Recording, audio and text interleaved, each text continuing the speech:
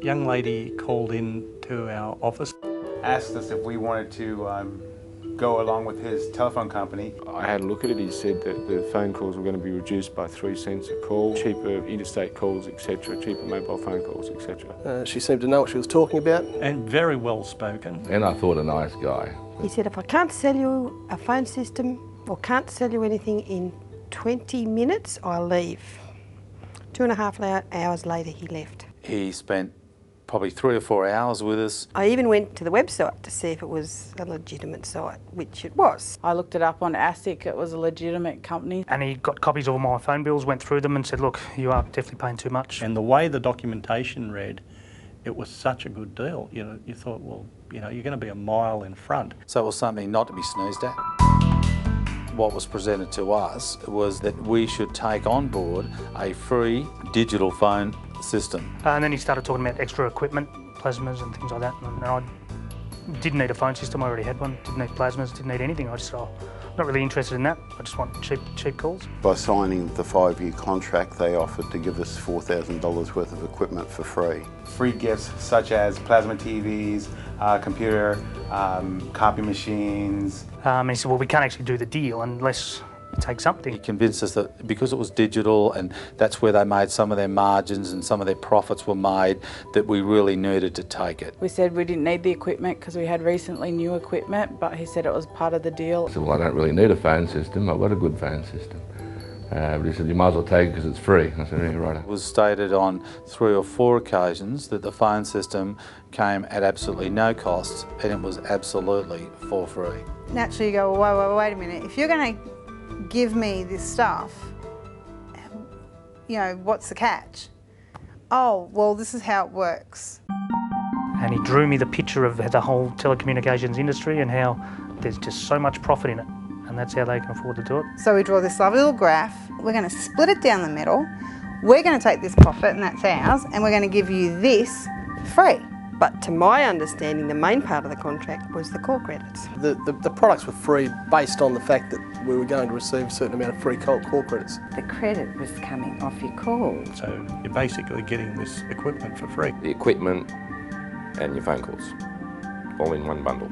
And he calls around and, yeah, pretty well gets you to sign there, right there and then. We signed up because the deal was such a good deal. Cheaper than what we were paying with Telstra. Sign here, and here. He just said, sign here, so I did. He got me to sign all sorts of things, you know, there were direct debits. Yeah, look, we did. We signed up on the day because he said, look, you may as well sign the forms. If we can't perform and get all the technical links put into place, then obviously we'll just tear up the contract and go away. And as he was leaving, I said, oh, where's my copy of the paperwork? And he said, oh, no, you don't get one. I said, beg your pardon. Didn't get any copies of anything. I didn't even get a copy of the contract to begin with. From day one, there was always problems with it. When we first got the phone system in, you would be talking to someone and the phone would just cut off. Calls dropping out, not being able to dial out, not being able to receive calls. I was offline for like a week at a time. Couldn't send faxes, we couldn't use the internet. And everybody used to get rid of Yeah, everybody started yelling at me. So we ripped it out. We said, get rid of this phone. So any services we required on the system just wasn't there. It ended up costing us more than we expected. We weren't told from the beginning that there was going to be additional costs for line charges and different costs for 1300 numbers, and believe that I think the mobile phone calls also were extra. So we expected to pay $500 a month, not $1,000 a month plus. Our bill wasn't being reduced. It was going up. It was going up, and so you'd call, you'd just do this merry-go-round. Everybody keeps pointing at each other. I sent them emails and they didn't get answered. No, you call this person, no, you call that person. The mobile section, the landline section, whatever section you were asking for, after 40 minutes you had the wrong section. In the end, you never got to speak to anybody because we wanted to know what happened to our deal and how come we got such a lousy deal when the paperwork said it was going to be a good deal. Telco goes broke. Emerald Communications went into receivership. Access had just disappeared into thin air. Marine Trustcom couldn't get a hold of it, got on their website, there's nothing there, everything just like disappeared. And we stopped payment. I lost my call credits, so I stopped paying. And so I stopped payment. We stopped paying them. We stopped payments. That's when everything really started going backwards. you'll suddenly come across for us, which was on our credit card. I'm thinking, what is this payment? We get a call from Westpac Bank saying that there's somebody trying to take money out of the account, and they say they have the authority to take the money out. And we said, well, we don't know who that is. Oh, this is the finance company. Then I ring up the contact number and I said, who are you? And they said, well, we've leased your equipment to the value of $32,000. And I've gone, I don't know what you're talking about. No one ever pointed out I was entering into a rental contract. And once you're in, you cannot get out. It turned out, yes, there were 2 contracts.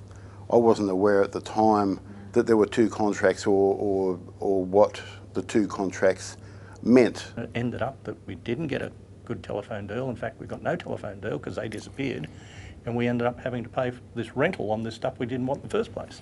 And I went through the process of trying to return the equipment and doing the usual things, and they just kept harassing me and harassing me. We were abused by them. We were threatened by them. They started really harassing us. I got one of my guys ring me up. There's 2 bikies here and a lady. They've come to repossess all your gear. He sent me a statement of claim to take me to court. If this is a finance company, God knows who runs them. The Telco's conduct was misleading and deceptive. It was a scam. They just keep ahead of the law. Small business people have not got the funds to fight them, and that's why we're targeted. This scam didn't happen by accident, it's designed. The salesman has been told how he has to sell this plan. When we looked at it, it said rental agreement. And I remember saying to them, we want the telephones, what's this for? She said, don't worry about that. You get that for nothing, don't worry about it. The finance company and they got together, they've designed that paperwork. The guy on the street that makes you sign all the paperwork and hands it to you like this and say, sign here, sign here, sign here, sign here, he's well and truly into it. He runs out the door and goes, I've got another sucker, and takes off with the contract in his car. The majority of them were unaware of the existence of the rental agreement. They were buying call time. They were being given certain items to enter into a telephone agreement. What gets me is the finance company is so aggressive, and they know exactly what's going on, exactly. But they won't turn around and admit it. They just want their money back because your signature's on a piece of paper that you got ripped off on. Paying 5 times the amount of money that you would normally pay for recommended retail on the products anyway. For $4,000 worth of free equipment that I could buy for $1,800, I was actually invoiced and signed up for finance for $19,000 without my knowledge. Don't feel comfortable owing someone $26,000. Like, I've evaluated the equipment at maybe $6,000 worth of gear. And then we got a letter for demand of $46,000. $26,000. Around $36,000. $69,000. $27,000. It's up to, it's in the 40s now. I'm just shocked with the amount of people. I said marriage break up, companies break down, people's gone to depression. There's lots of stories to be told in this scam. On the 20th of July, my husband suddenly passed away on his way home from work. He was very upset about all this deal. His signature was on it. It's just brought my business down pretty well. It's just an ongoing way of just totally messing up your business and trying, pretty much sending you broke. I realised I was a little fish swimming in a big sea, and I decided it was too deep for me. They're just picking everybody off one by one. I can't afford a $50,000 court case. If it was pushed really hard, we'd lose our business, we might lose our homes, we might be out on the street. We're just the average, Aussie battler. I decided to fight it. We settled with costs of about $54,000. Been told that there could be up to 40,000 victims out there. Best ways of disrupting these people is to raise the awareness through your own networks. It just horrified me, the extent of this evil that has been spreading around, and yet nothing enough has been done about it. It's white-collar crime at its highest, I reckon. It's just inconceivable that I'm sitting here today telling this story. I just can't believe it. But it's devastating. I can't believe people like that can get away with scams like this.